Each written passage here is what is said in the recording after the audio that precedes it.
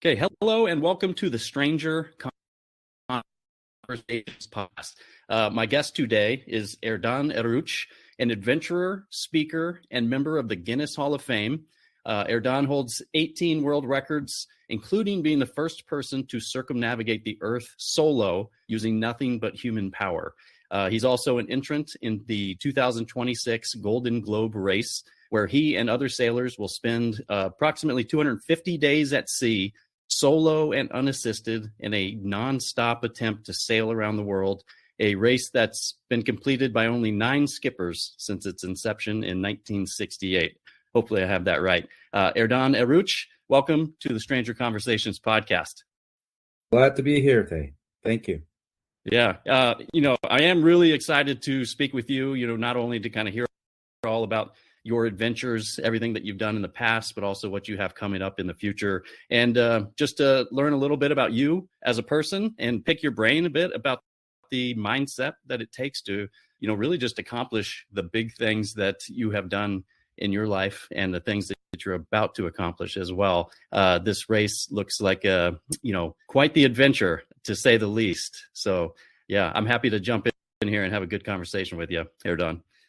Very good. And while we get going, yeah, attention to detail, right? It pays back during the race.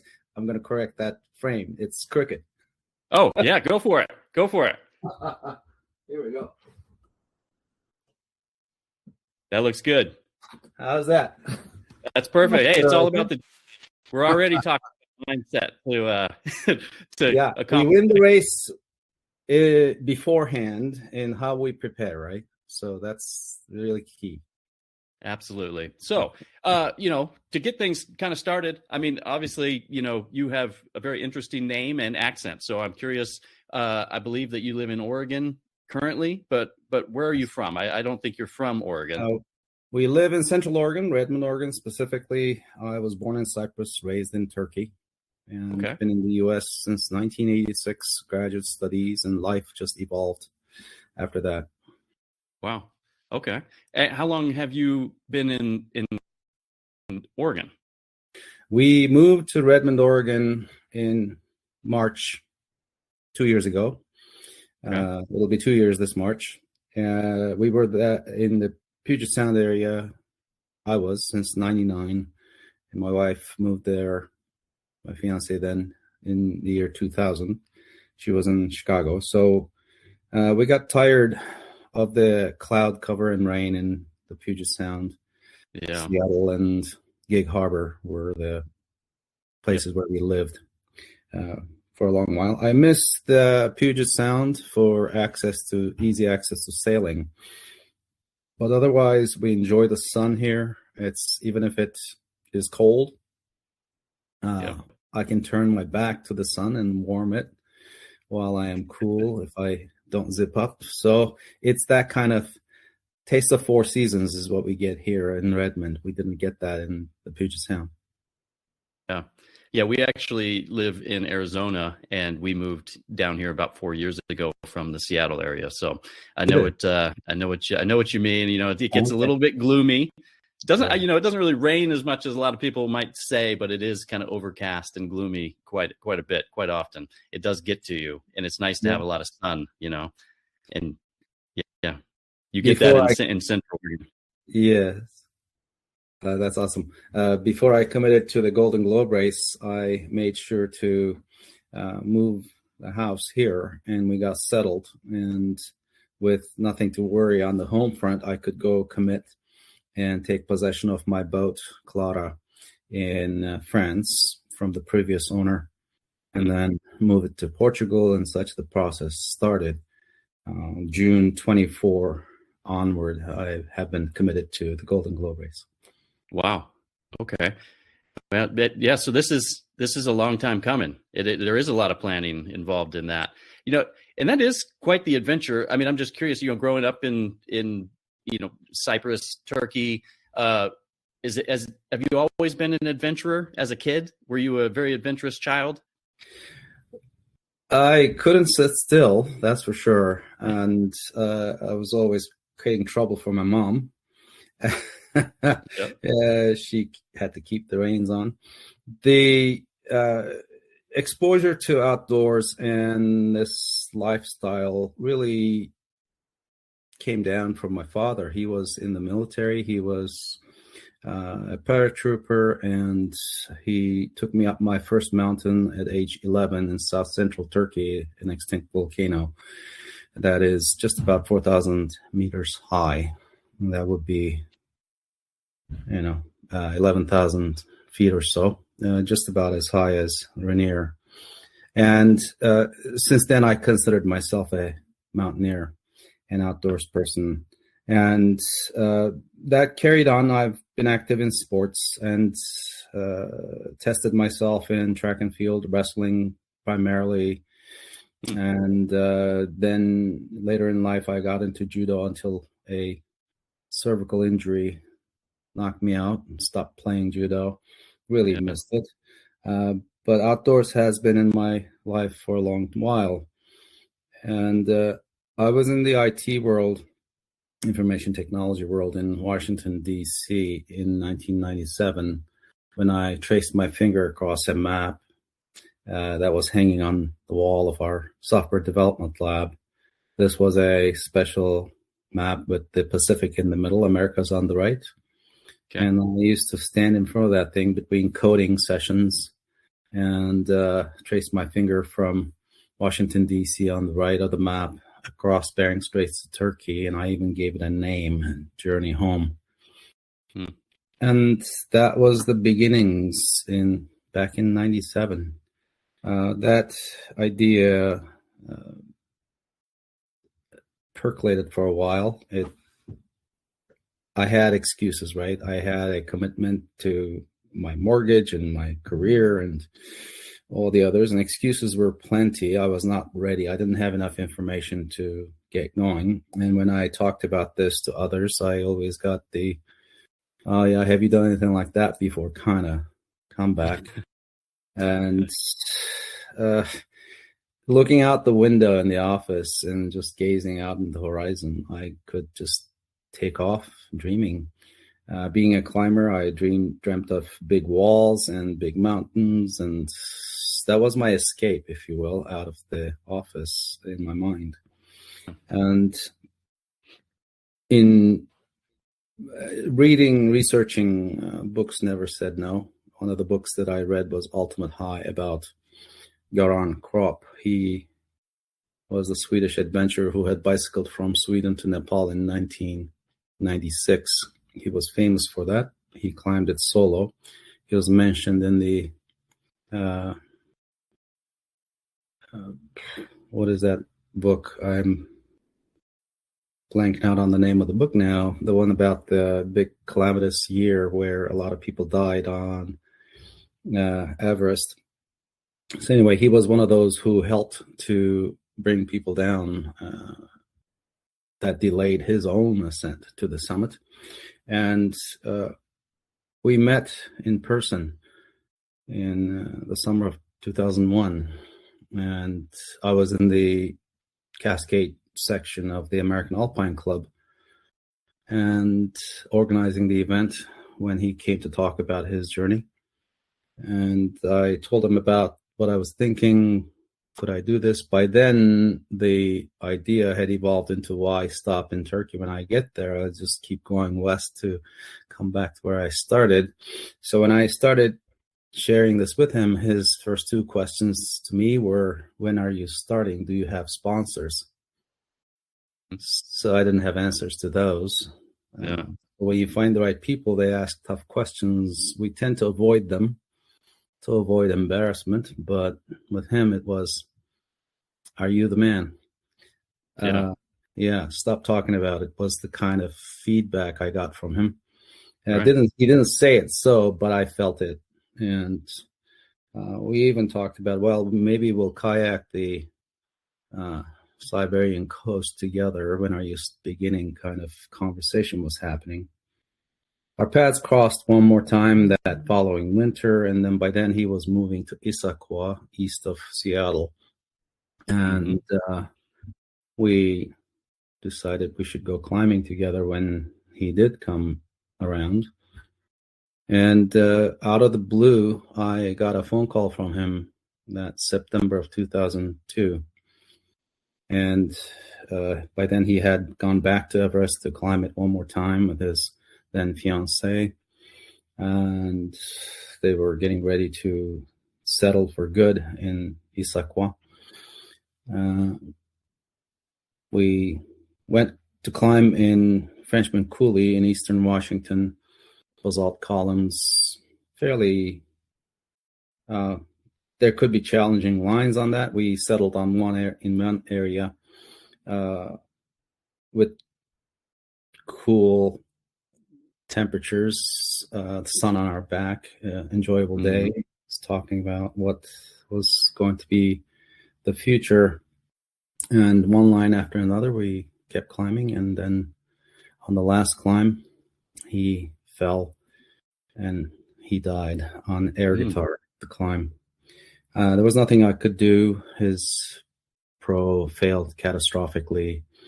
He hit the ledge I was on and then went down to the trail and just laid there. That was a tragic end to a wonderful day and a budding friendship. That we got airlifted out of there.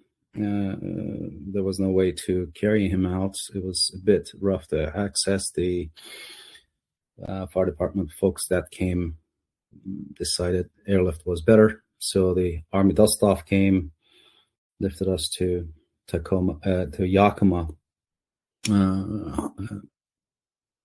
And there he was taken to the morgue and I was taken to the emergency room. I had a strangulation injury in my left arm. The rope wrapped around my arm and took the brunt of the fall.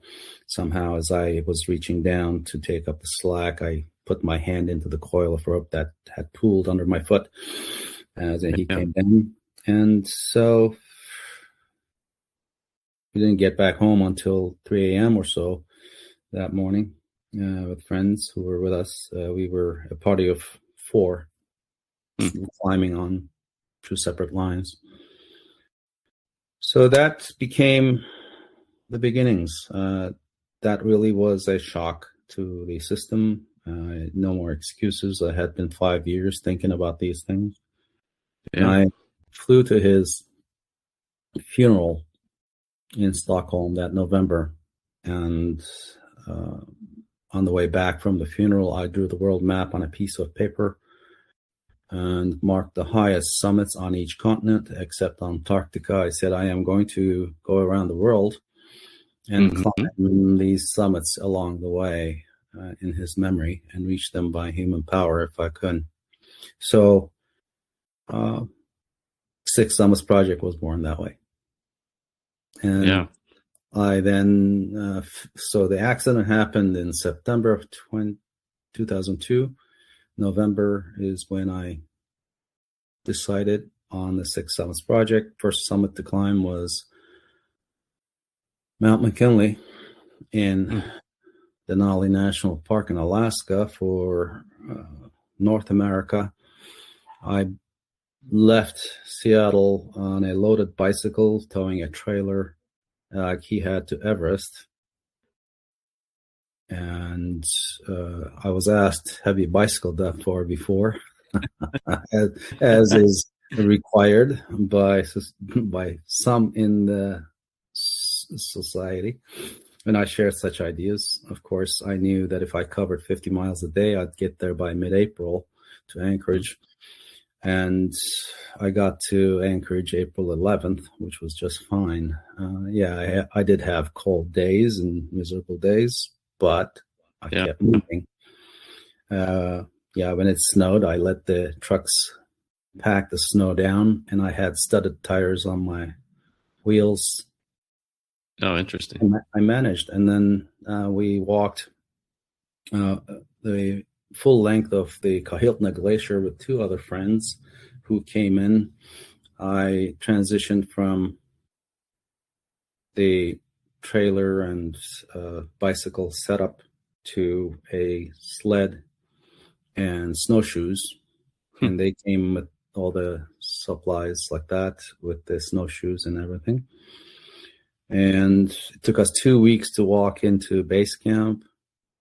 2 other friends flew in with additional supplies because we had consumed all the food that we brought with us. Yeah, I bet. And then, the 5 of us carried on toward the summit. 29th of May, we stood on the summit after starting walking 1st of May, south of mountain.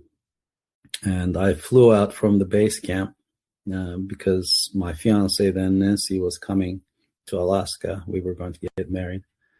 We got married in Homer, Alaska, with a native ceremony.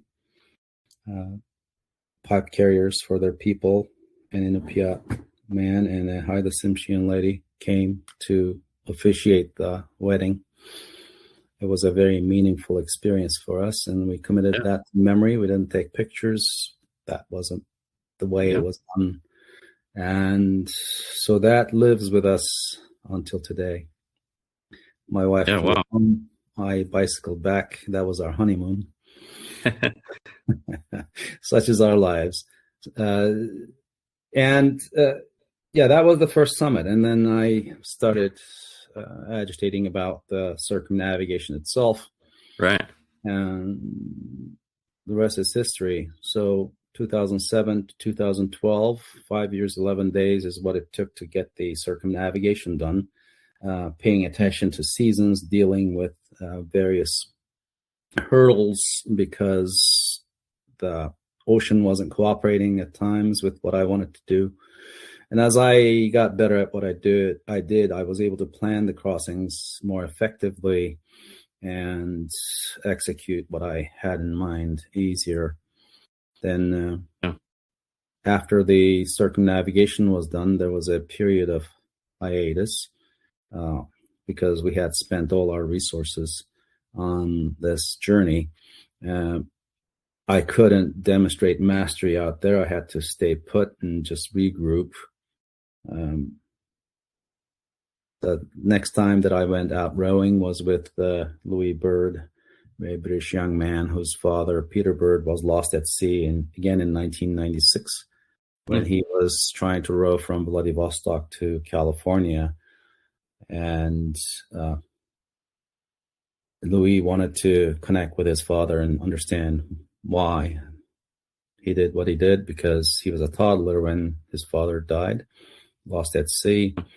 So it became a partnership where I had to make sure that his mother didn't get a second phone call.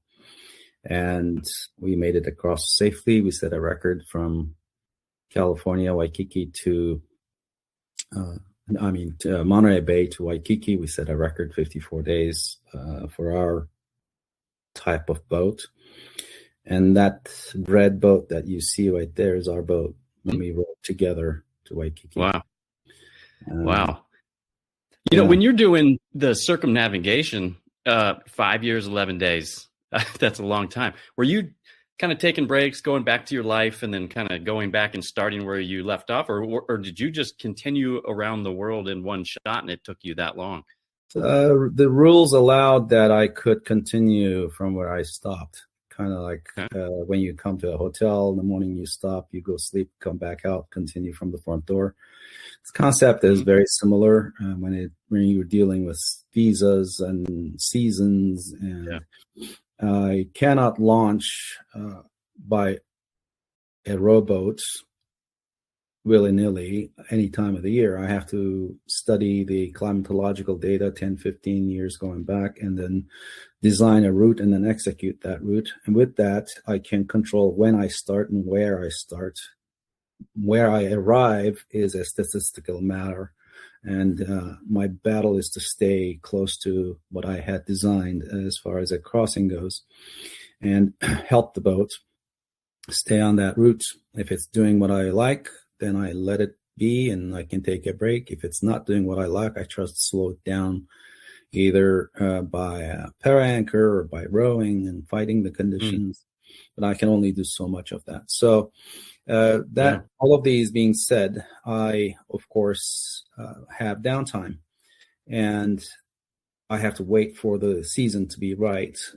Progressing over land is a better controlled activity. So I can walk it. I bicycled long distances to get across continents and to get to these mountains that I did climb. And the rowboat had to have its own logistics to be transported from one side of the ocean, continent, to the other side, to get on a different ocean.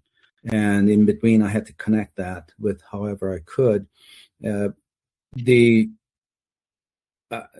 Sometimes I had to use sea kayak to cover distances where roads did not exist. For example, north shores of Papua New Guinea required that I take a kayak from one place to the other to get to a footpath, Kokoda track, to go from the north shores on the Solomon Sea shores of Papua New Guinea to south side, to Port Moresby, to the Coral Sea shores of the same country. And that required walking a trail that used to be the mail delivery routes up to World War II. So that's a lot goes into that. Swim. Yeah, I used a dugout canoe to get across two river mouths in Papua New Guinea, for example, where it was deep, but I didn't have to swim. I remained, every episode, every phase remained human powered, but I could stop. So when for example, I tried to make it to Australia and I was hit by a strong La Nina season with the southeast trade winds blowing so strong that I couldn't cross the equator, couldn't time it right, and I was pushed west to Papua New Guinea waters. I came close to the port of Wewak in Papua New Guinea when a Category 5 typhoon formed near northwest of me, near Palau, and it just reversed the winds 180 degrees and took me back north. I was just within reach of Wewak, 60 miles or so, and I was taken offshore again. I was running out of food. We sought help from Philippine fishermen who became partners in this whole thing. They picked up my boat, and I spent the typhoon season off the water, came home, and went back. So May of 2008 is when they picked me up after having launched July 2007 from California. 311 days, that became the first Guinness World Record. I didn't mean to be out there that long. 10 and a half months, I was stuck.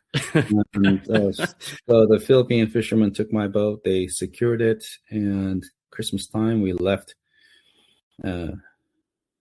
southern island of Philippines from their base that they had on the island of Mindanao. And then they said, we'll take you back. I thought I was done. I thought I had to start all over. And Nancy had no part of that. Yeah. Having been gone for 10 and a half months. And eventually they picked me up in May, as I said, and they dropped me off again January 15 at the same spot. They had picked me up, and I was able to row south across Bismarck Sea and land at Papua New Guinea. And so then the whole journey continued. So I had episodes like that. I could go and come back and continue from the same spot. And when how do you deal with stuff like that? So you have this plan in your head, and it's obviously going to take a long time, and then you get some setbacks like that. Did you feel kind of defeated with those? What does that feel like, and then what did it take inside of you to kind of keep pushing forward and make the journey happen? I think there's not a sense of defeat. There's certainly disappointment, and there is a period of regrouping and taking stock of what is there. And one of my mantras in workouts as I age as well is, start where you are, work with what you have, do what you can.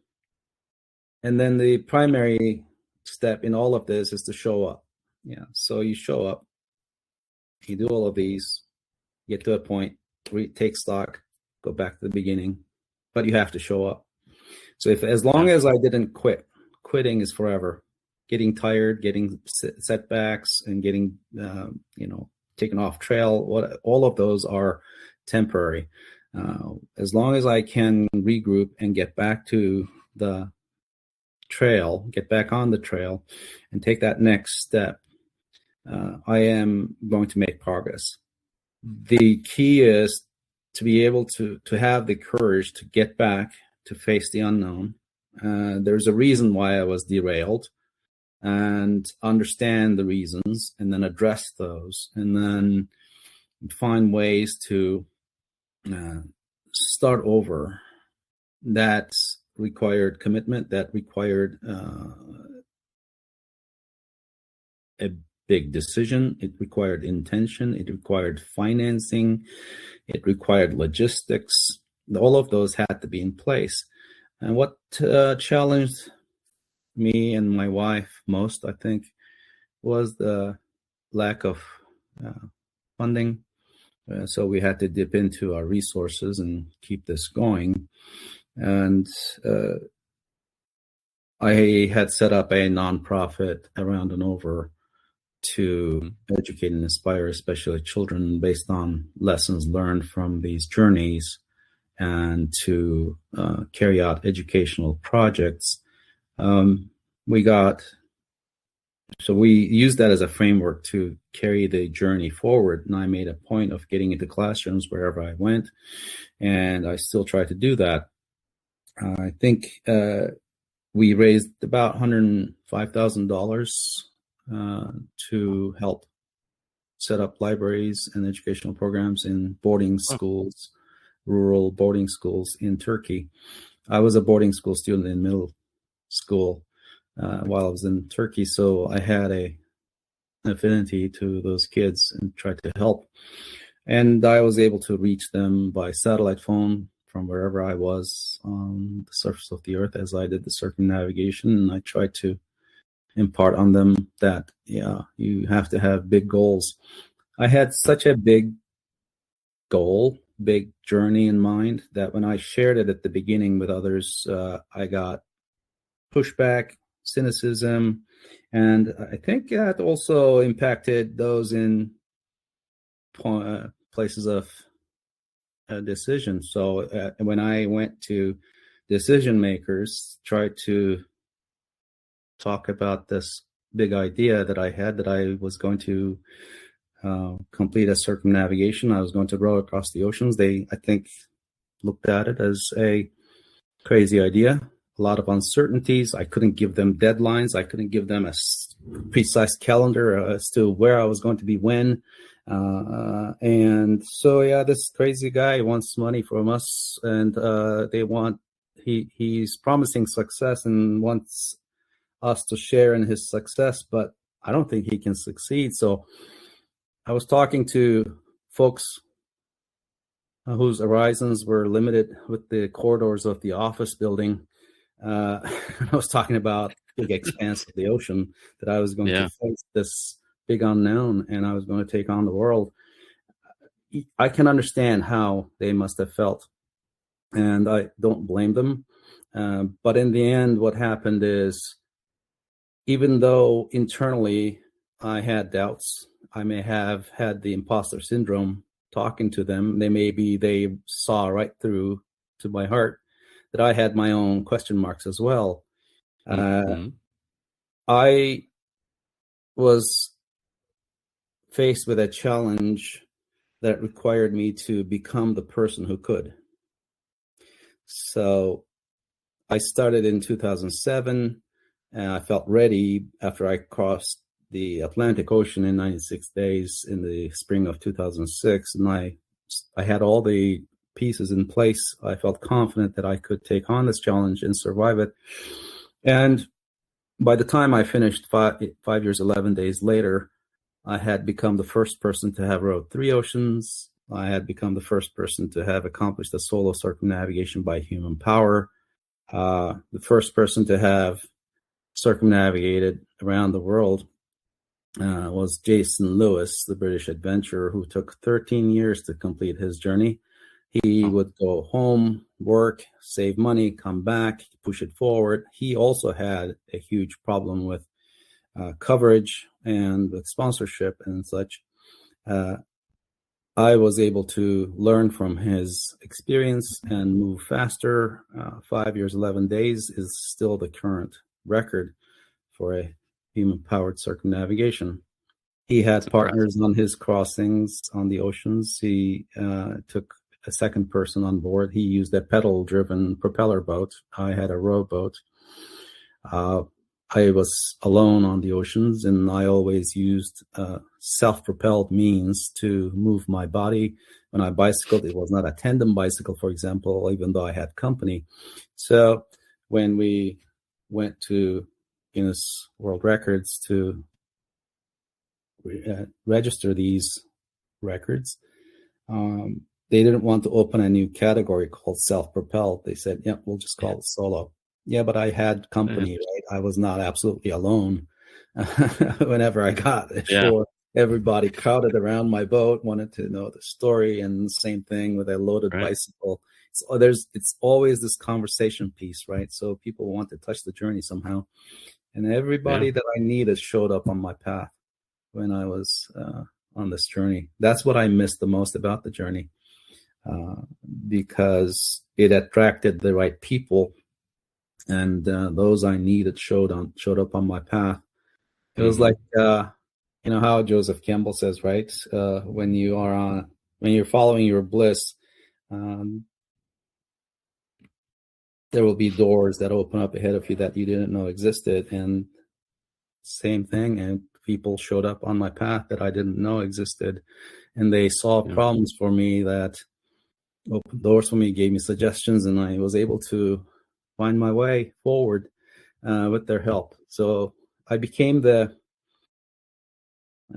pointy end of a big javelin that was thrust by many hands, right? So that's pushing the journey forward. I built the engine, the voice, the story. Yeah, it's interesting, and I'm sure that those people showed up for you, but I think by you doing this, I think you showed up for them in some way, to be a part of what you had going on. I think we need to make this very clear, though. It wasn't about me. It was about the journey. So the idea of the journey, the big idea, the effort, the sweat equity that I had put into it, people understood that. They appreciated that. And the brawn it took, the sweat equity that it took to get my journey to where they were, that made the difference. I could have arrived there in a car, on a yacht. However I could have arrived there, it wouldn't have the same impact. I would have been just another tourist. But the journey meant something different to them. And that's the key. When I was in action and moving across these foreign lands, meeting strangers who didn't stay so for long, it was easier. It was more gratifying. It was more satisfying to me. It had more meaning to me. When I came home after the journey, I was back to explaining what I did instead of what I was going to do to folks again in a different world. And that disconnect didn't help me mentally. With my wife, we were pushing the journey forward mostly on our own. I mean, we had friends and small group of supporters who were with us the whole way. But in the end, it came down to, I can't tell the story. I am not able to move back out there to demonstrate mastery because we've spent all our money. I should rephrase that. I spent all our money, so I felt a bit of shame and guilt from all this. And I couldn't reconnect with society, but then I couldn't get back out there to demonstrate my mastery. And I was stuck. And that was this big gray cloud over me, overhead. That just took me down a spiral for a good long while until I could group and pick up sailing and evolve in that arena. I'm going to take 1 second here. Yep.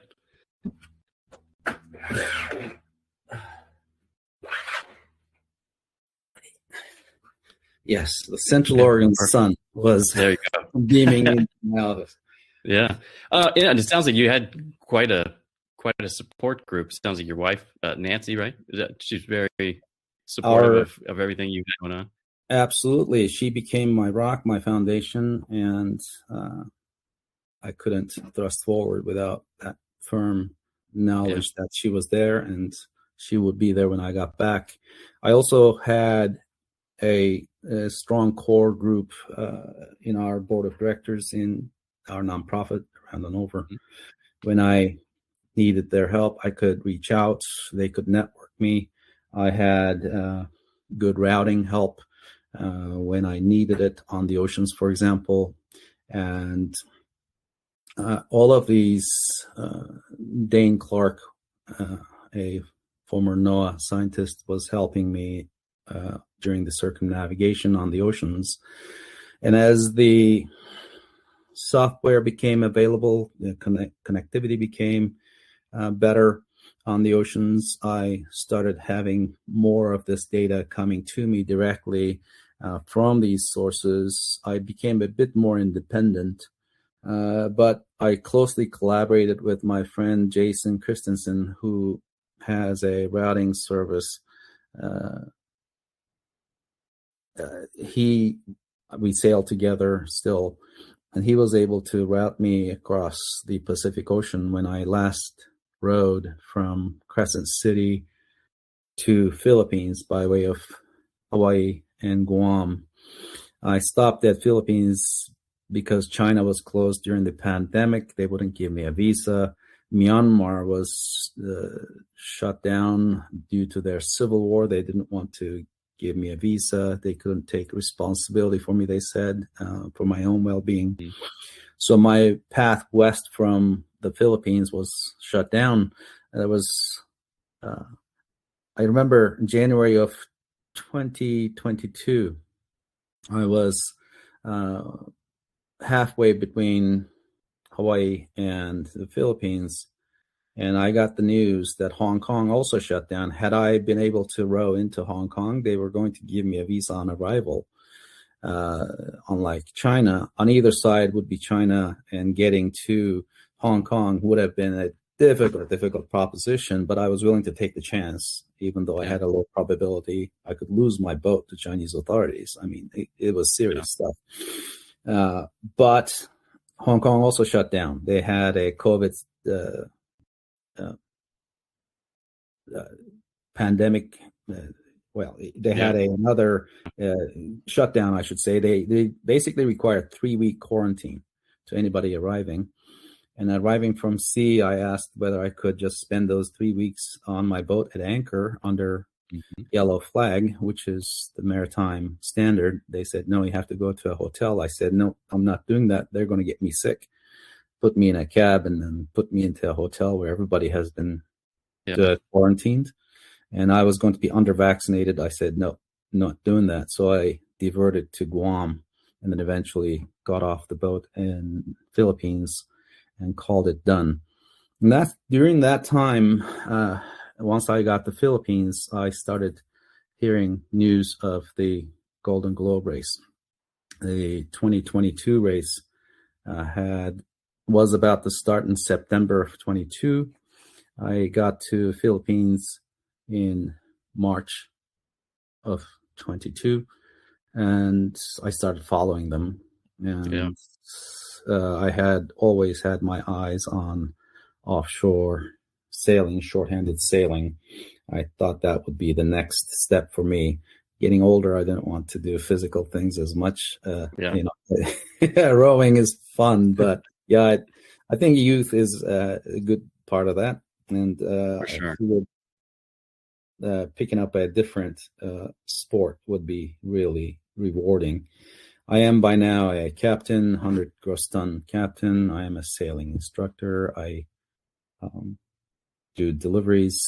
I've done races, buoy races. Never offshore races though, because I was gone so long that to be on a team, established team, to do a serious race like Transpac or Pacific Cup, I would have to spend time with that team and earn my spot.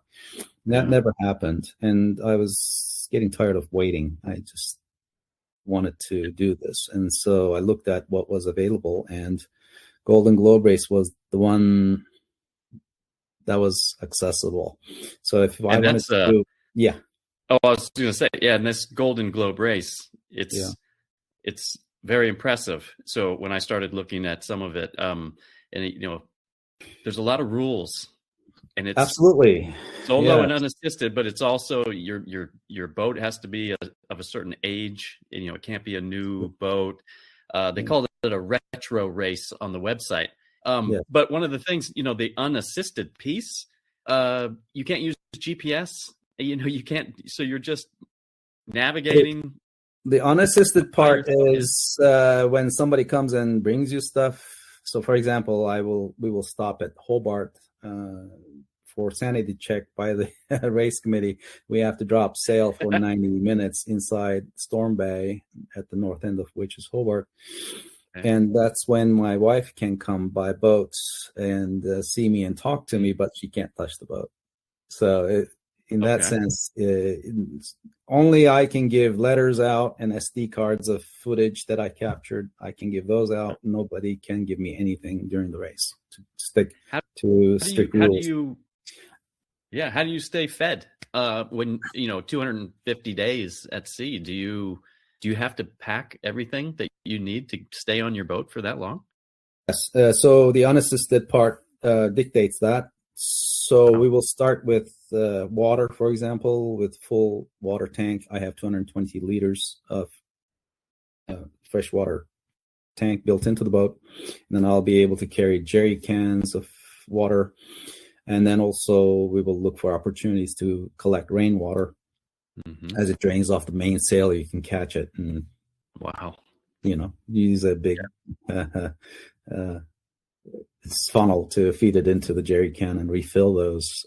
So there will be some rationing going on until I have refilled all jerry cans halfway through the race. Somewhere around the equator, when I'm going through the intertropical convergence zone, when I will have heavy rains just pouring down, that's the opportunity to take a shower and do laundry. So that's the unassisted part, right? That's the retro part. We will not have access to desalinator, for example. That'll make fresh water from salt water. So that's considered an assist. It's considered modern technology. So what they're doing is by limiting or banning use of GPS, chart plotter, desalinator, or exotic materials like carbon fiber or Dyneema, and so sail material has to be Dacron nylon. The lines that we use, the halyards and sheets and everything, cannot have Dyneema core to them. For example, it has to be nylon core, polyester lines, and the boat itself, fiberglass is allowed. Fiber reinforced polymer, which is fiberglass. Those are the materials that are allowed. The boats have to be built before 1988, standard production boats. They have to be full keel with the rudder at the aft end of the keel attached to the keel itself. So you can't have modern hull designs where you have a fin keel with the blade, the whole nother level rudder in the back kind of thing. That's more modern hull design. So the boats necessarily have to then be full displacement boats. They can't go into planing necessarily, so their speed is limited. We can't have major alterations to the boat where we would change the sail plan, for example, from its original design. With all these restrictions, we have somewhat of a speed limit on how fast these boats can go. And with the boats that we have, it takes about 8 months to complete this race. And we will have 2 photo gates. They had Cape Town and Punta del Este in Uruguay also in the list, but those have been removed. Cape Town proved a bit more challenging than necessary with all the currents around the tip of South Africa. What is a photo gate? Photo gate is where we go through and prove yourself. Photo gate is where we come by and drop SD cards of photos and footage that we have captured. We can use modern cameras and GoPro and whatnot. We have to demonstrate and verify that they don't display GPS information on the interface of the camera itself. These cameras do have internal GPS. They do geotag the footage, but they don't show up until it's fed into a Photoshop or whatever you use to process them. They show up later, and they don't show up on the interface of the camera itself. So we have to pay attention to those and verify those. Yeah, and how do they? Obviously, nobody's sailing next to you to make sure you're not cheating. It's just the honor system, right? I'm guessing. There's certainly an honor system in place. There will be compliance checks in advance. So I will scrutineers, like in an auto race. The scrutineers will come and make sure everything measures and checks out. Yeah, absolutely. There's a big long checklist that we need to go through with a pre-safety check. So we have to have an approved person go through that with us, and then we have to find the gaps in that, make sure that it's all in place, and then we have to then report the electronics on board, write it down and show. And when the team comes on board, the scrutineers come on board, the race committee then verifies what we say is true, and there's nothing else, no contraband on board. What we're going to have will be a prologue race in advance of the actual race itself. All skippers are required to report at Les Sables d'Olonne on west coast of France on August 10th. And so far there are 27 skippers. Hopefully all of them will show up. And by then we will have gone through this pre-safety check. And we will have this prologue race starting August 15th up to a waypoint and back. We'll be at sea for 4 days. We don't have to be alone on that one. And I hope to have my wife with me on that.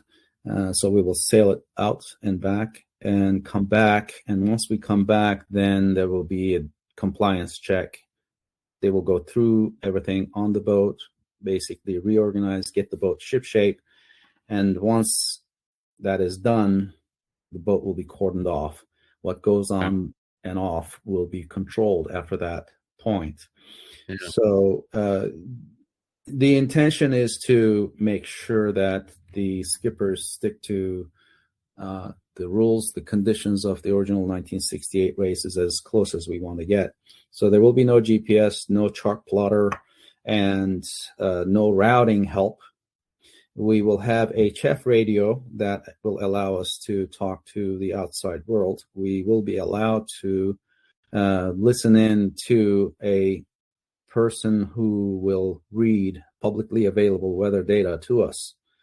We will also have what's called weather fax. So it's a fax system that you dial, and then it receives the weather chart for the area that we want, or where we are. Yeah. So that is old technology. So not all weather fax stations are active. That's a problem.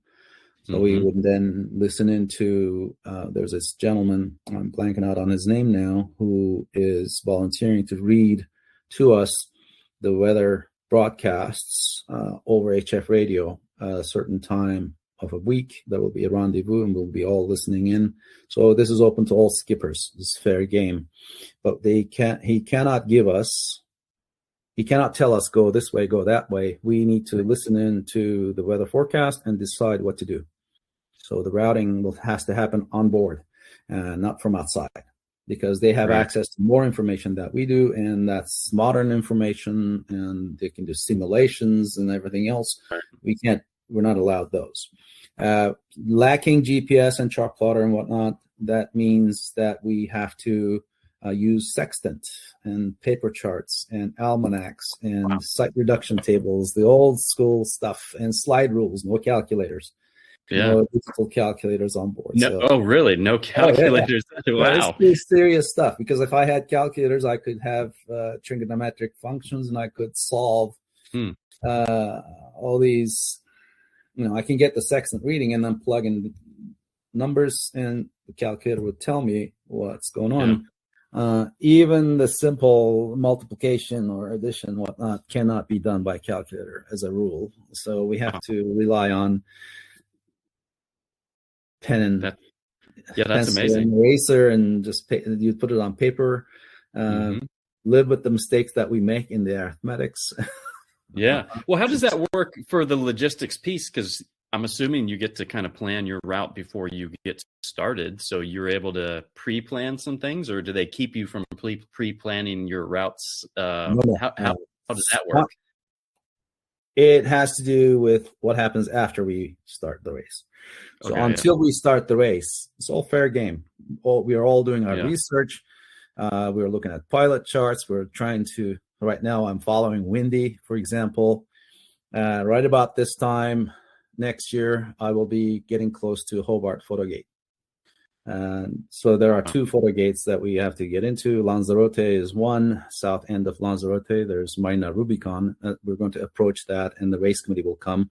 We'll reduce sail and keep moving, and they will be next to us holding an extended microphone and capturing some interview content, and they will use that for their YouTube channel. They do a good job with social media, and then it's nonstop until Hobart after that. And so the 90-minute sail drop happens, and if the conditions are not allowing it, I may decide to drop anchor for 90 minutes and then pick up and go again.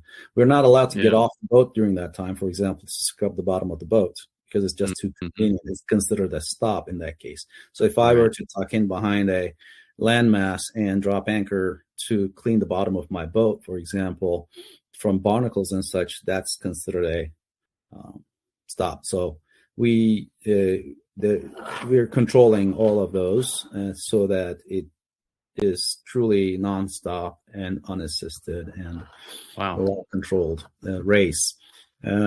These are 32 to 36 foot boats. Mine is 36 foot. It was built in 1976. Fourth hull out of 29 that was made of these Biscay 36 boats. And this is the boat that got line honors in the 22 race. When I was in the Philippines, I started following these races. And then when they started their race in September of 22, they finished in April of 23. And this boat that I have, Clara, was skippered by Simon Kerwin, an experienced British skipper who lives in Bretagne region of France, on the west coast of France. And he was leading the fleet until the approach to Cape Horn at the south end of South America. And he had a knockdown. A big wave came and took out his wind vane. And the wind vanes have this big fin that sticks up to catch the wind. So as we orient the boat, the wind pushes it one way, which provides the mechanical action to turn an auxiliary rudder to steer the boat. So basically it has a counterweight that tries to make it stand upright. That's the way the wind vanes work. As the boat changes direction, it leans one way or the other, this inverted pendulum, and that steers that auxiliary rudder. That's how it works. So his vane got knocked off. A cast metal piece broke, and his wife flew into Puerto Montt in Chile to avoid Chilean customs and such, brought the piece, the replacement part, to him. in her luggage, and he took that, attached it, and then got back in the race. He lost 10 days in the process. Would be considered an assist? Would he be disqualified at that point? That's a stop. So he was taken out of official classification, and with one stop, he was demoted to Chichester class. And because in 1967, Francis Chichester, later to become Sir Francis Chichester, became the first person to go around the world with one stop on a sailboat by himself. And then, of course, the race was on. Who's going to do this nonstop? And people were preparing in secret. And Sunday Times newspaper got the word, and they declared this is now a race. Let's call it Golden Globe race. We'll give a Globe trophy to the winner, and then you can start anytime you want, because they were all in different phases of preparation, stage of preparation, and go and. The fastest to arrive is going to get 5,000 British pounds prize money. That's still the prize money, by the way. If really? One wins, they're going to get 5,000 British pounds. What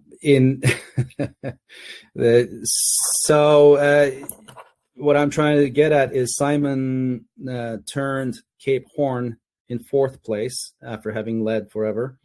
And the original is since the start in the 22 race, and he caught everybody and arrived first at the finish line. The official winner, Kirsten, the South African woman skipper, she became the first woman to win any such race. She wrote history in her own right. She's a very able skipper who was active in the Southern Ocean for the longest time doing skipper work, captain work. So she had absolutely the chops to prove it. And so she was declared the official winner of the 22 race. Simon got the first place in Chichester class after having stopped once. Had he stopped one more time, he would have been disqualified, taken out of classification altogether. So this boat that I have is a fast boat, nimble boat, but my challenge is to prove that I am the skipper that she deserves, right? I need to get close to Simon's performance to show that, this boat is worthy. And so she's already made it around the world once, so this is a good, fast, nimble boat. It has its limitations as far as the sail plan goes. There are other boats that are heavier. Mine is about 7,000 kilograms, 7,100 kilograms. There are other boats that are that have a bigger sail plan that are 10, 11,000 kilograms. They're heavier. They push more water, but they have a bigger sail plan. So it's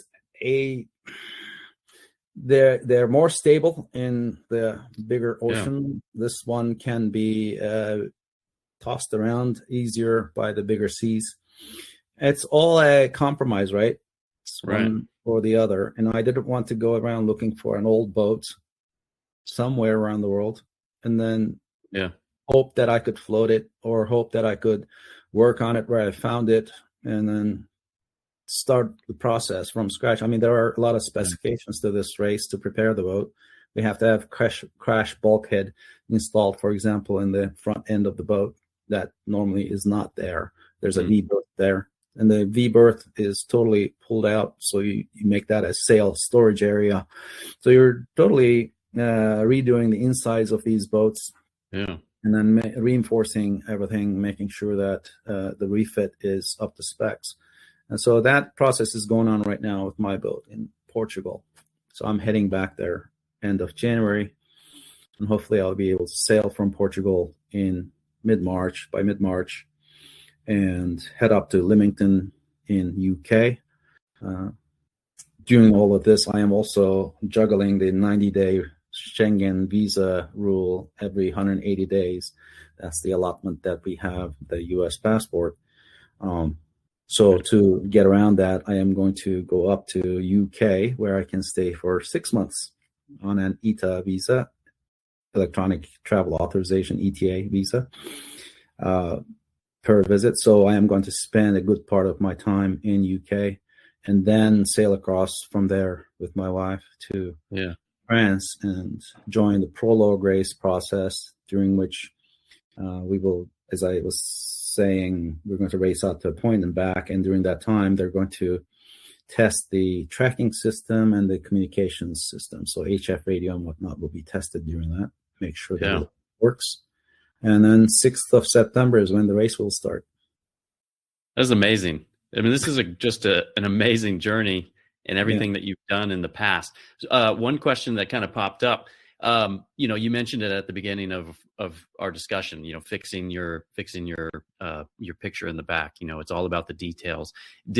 Have you always been, a very detail oriented person? Are the logistics something that comes natural to you, or is that a skill that you've learned by doing these big adventures and breaking these world records? If you don't have it beforehand, you have to learn it to succeed, right? Without it, one will drop a lot of balls, and it's about juggling a lot of tasks all at the same time. It's a project management nightmare sometimes. There are tasks to be completed by a certain date, and people have to get it done for you. If not, you need to get it done yourself. All of these things become an ingrained skill set. I am an engineer by training. I have been in the IT world. I have been I've done big projects at school. I've always strived for huge, larger than life projects. I attempted a PhD. I have an ABD, all but dissertation. I moved on.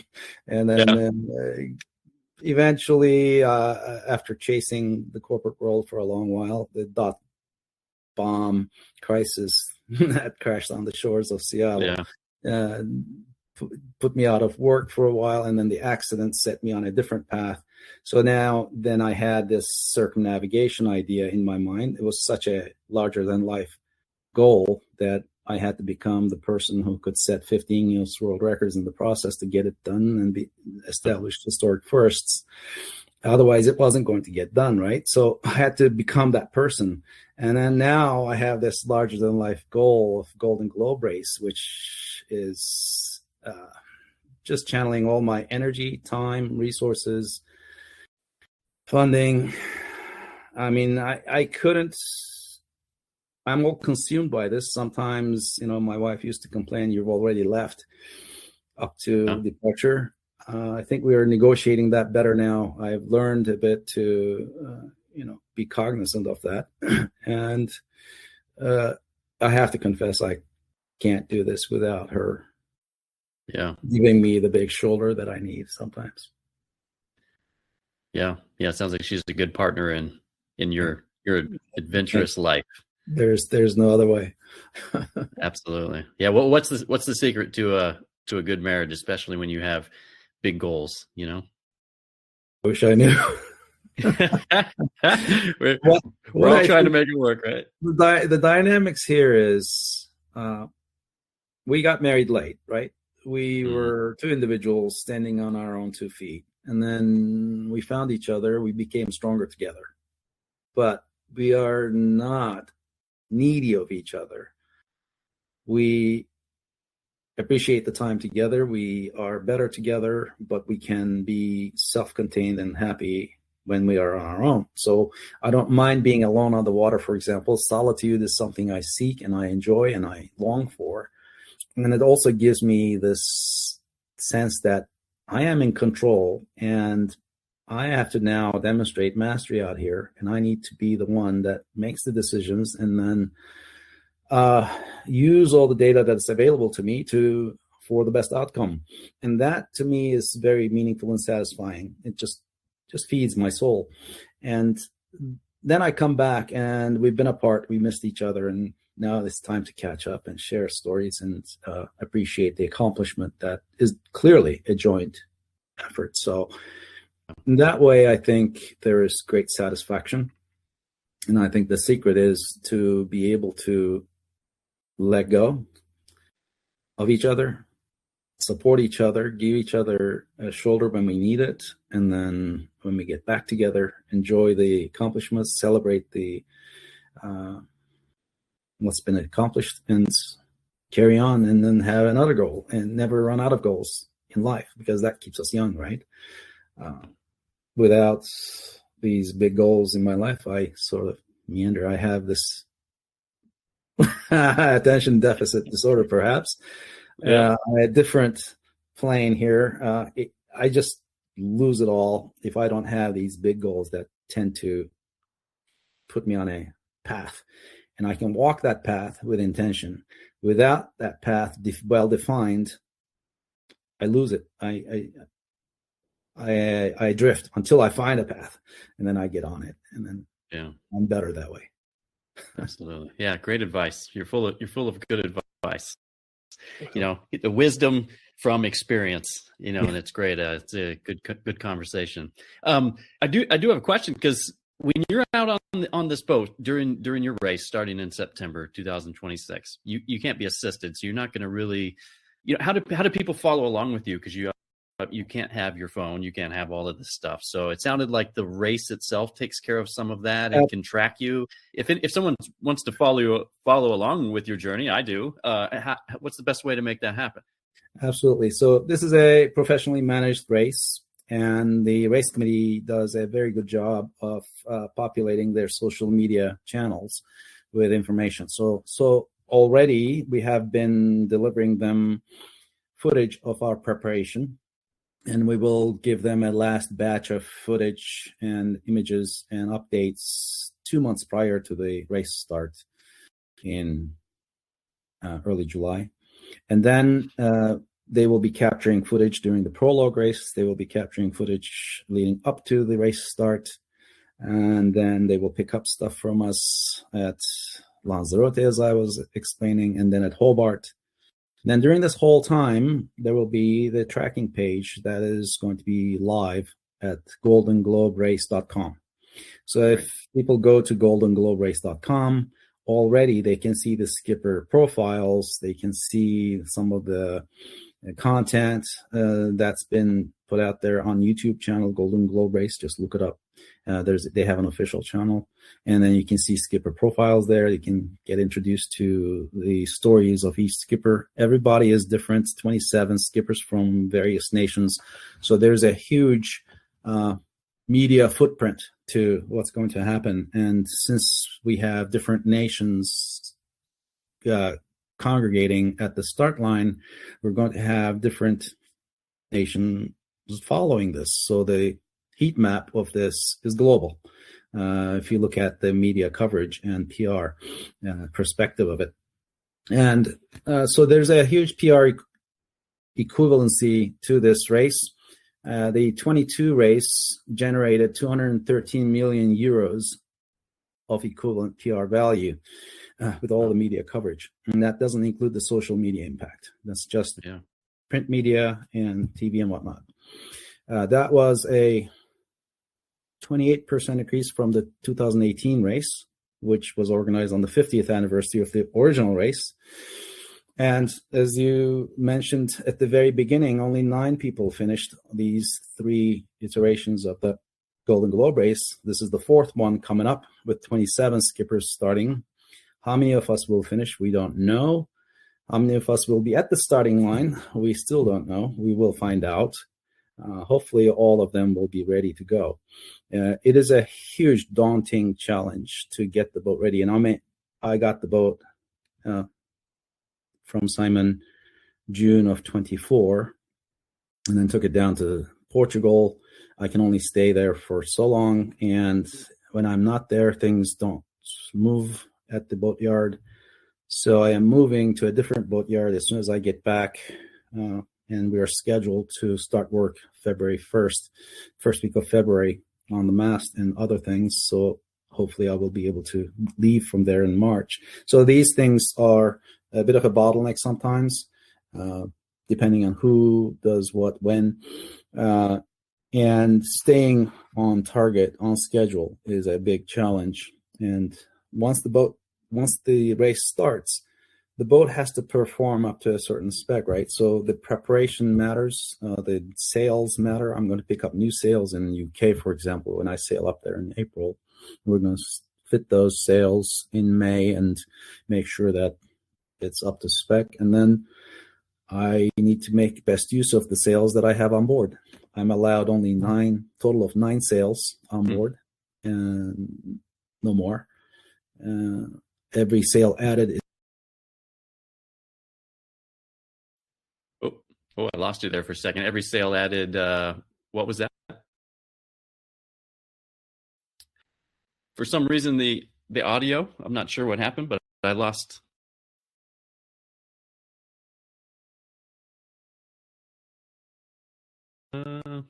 I'm not sure. What happened? It's just the audio on your side isn't working. Maybe hit mute and then unmute it again. Maybe see if that works.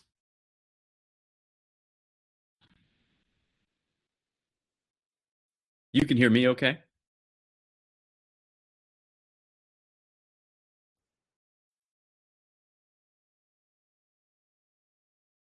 I'm going to unmute. How about now? Gotcha. Yep, I gotcha. Perfect. Yeah, I don't know what happened. That was weird. So you said you have 9 sails, and you're only allowed to have the 9 sails? A single-masted cutter setup has up to 9 sails that it can carry, and the catch vessels with 2 masts, a mizzen mast, it can carry up to 11 sails. Those are the limitations. Knowing that every sail adds weight to the boat, which makes it loaded down and heavier, so I have to push more water to move the boat, which would slow us down. I may look at my setup and take a chance and maybe take 8 sails. I don't know at this time. I'm going to evaluate that once I get to UK and have a good discussion with the sail maker and the rigging specialists and evaluate what I can get away with.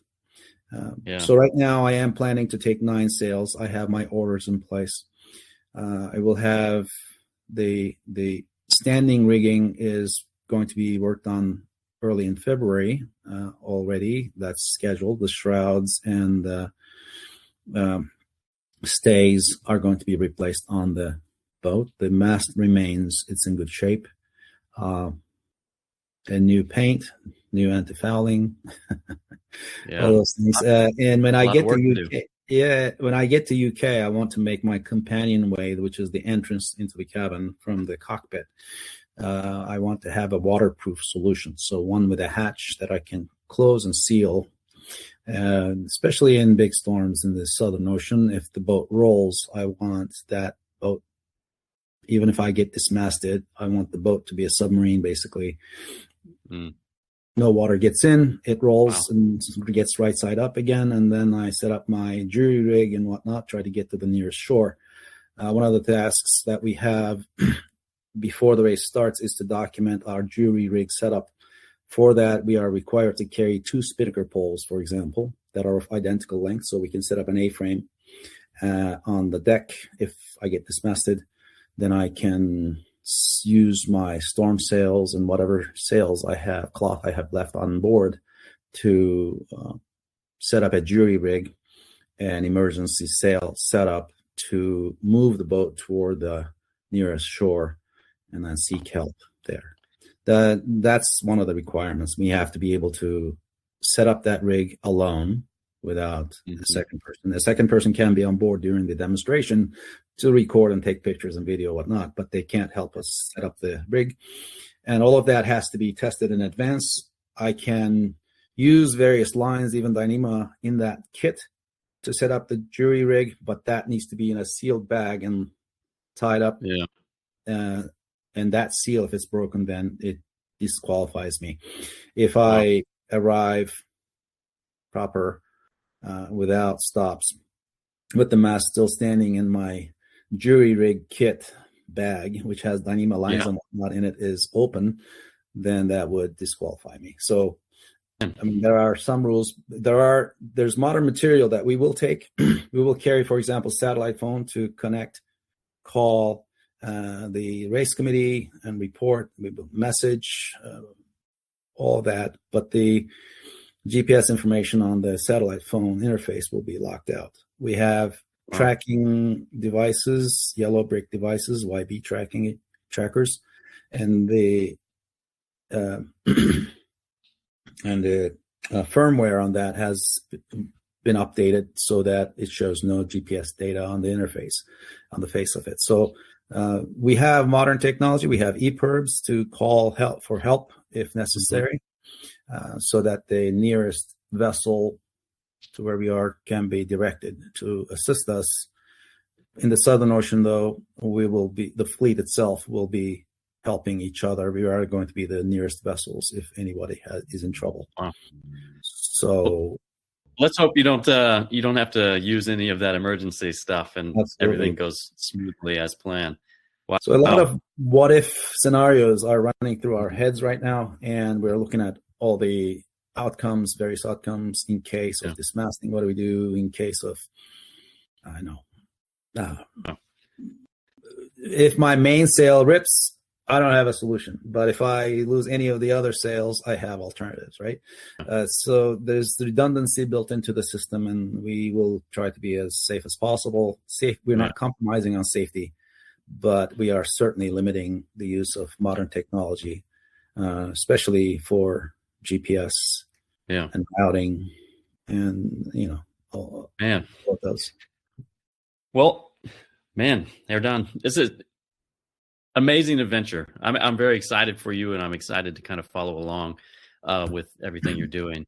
And I got those links that you were talking about, the Golden Globe race, and I'll post those. I'll make sure that they're put into the show notes for this episode. Yeah, absolutely. But is there, also with your personal face or Instagram, I'm assuming it would be a good place for people to follow along with you too until the journey starts. Absolutely. So along with the goldenglobe-race.com, you can also share erdeneruc.com. It has my background information there on the top right. There's a donate link even. I have to mention that because we are definitely in need of funding. I am looking for sponsors actively right now. My wife is going to be our sponsorship manager, outreach manager.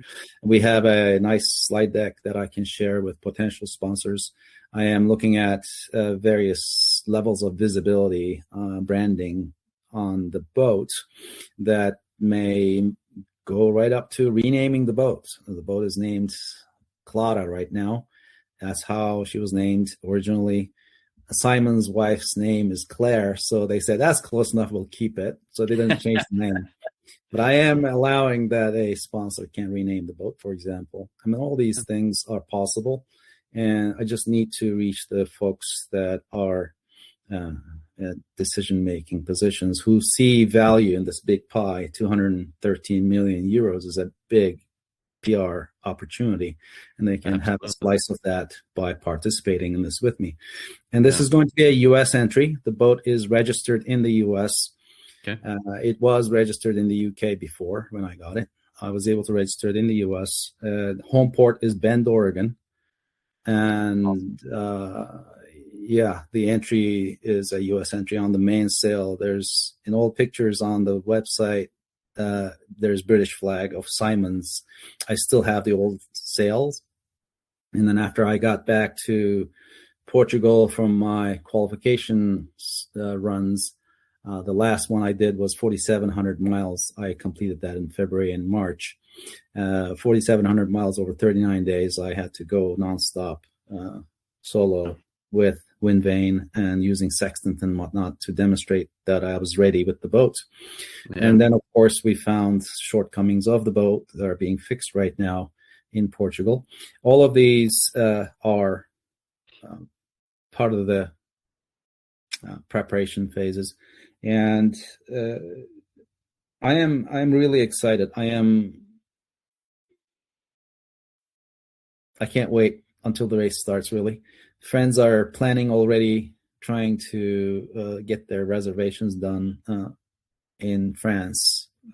Nancy is planning an Airbnb stay August 23rd onward. until the race starts for 2 weeks. And some friends are making a plan for that to be there during the first week of September. And it's going to be a busy, crazy time until the race starts. I think it'll be nonstop. It'll be exhausting. We will get to rest some once we leave port. Yeah. Well, that's great. Really appreciate you coming on to the show and talking with me about all this great stuff that you're up to. I do want to kind of end. I found a quote that you wrote. I can't remember where it was. Maybe it was your website, but it says, "I'm not trying to conquer nature. I'm trying to be in harmony with it. I'm trying to become the sea."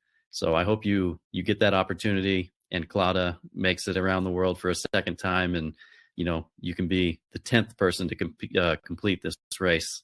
Very impressive. And I wish you the best. Thank you. I really appreciate the opportunity. This was a wonderful conversation, and I appreciate what you do. Absolutely. Well, good luck to you, and I'll be following along. Great.